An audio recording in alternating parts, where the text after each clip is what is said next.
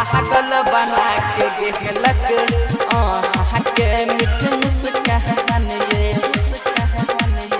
अखन अहाँ सब सुनि रहल छी मदनेसर स्थान मदना से दुल्हन म्यूजिक की शानदार प्रस्तुति। दुल्हन म्यूजिक की शानदार प्रस्तुति।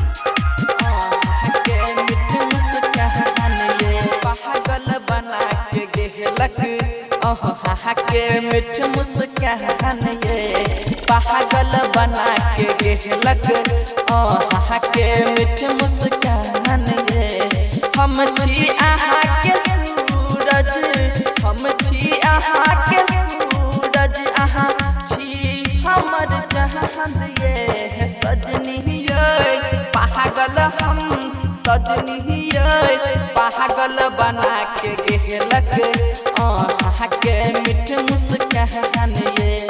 पागल बना के गेलक के मीठ मुस्कान ये अखन अहाँ सब सुनि रहल छी मदनेसर स्थान मदना से दुल्हन म्यूजिक की शानदार प्रस्तुति।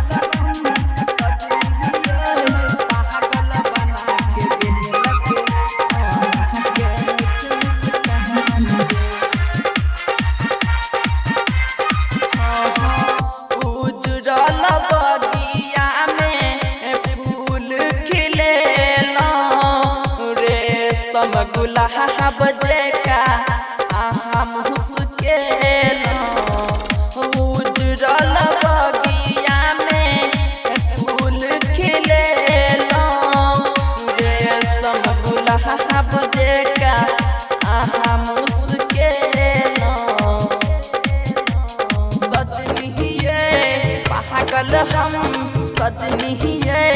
पागल बना के गेलक के मीठ मुस्कान ये पागल बना के गेलक के मीठ मुस्कान ये अखन अहाँ सब सुनि रहल छी मदनेसर स्थान मदना से दुल्हन म्यूजिक की शानदार प्रस्तुति।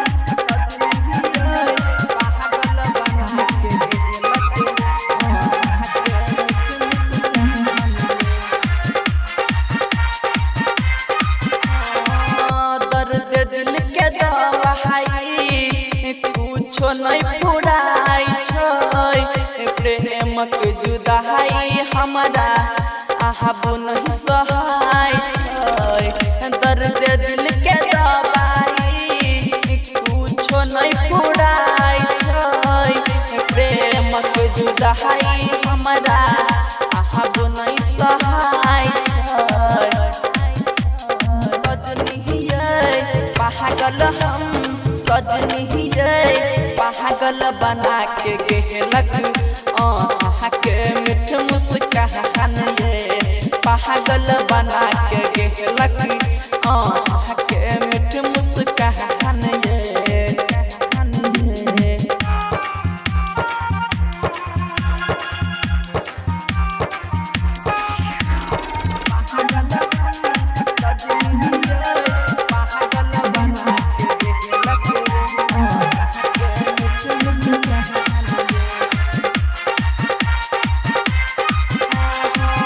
प्यार करे छियै तऽ सब कियो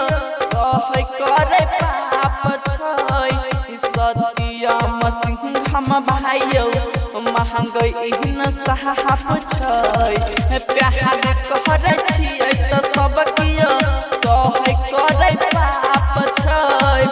भगवान जी न साध भाइयो महंगाई न साहब छै सजनी ये पागल हम सजनी ये पागल बना के गेलक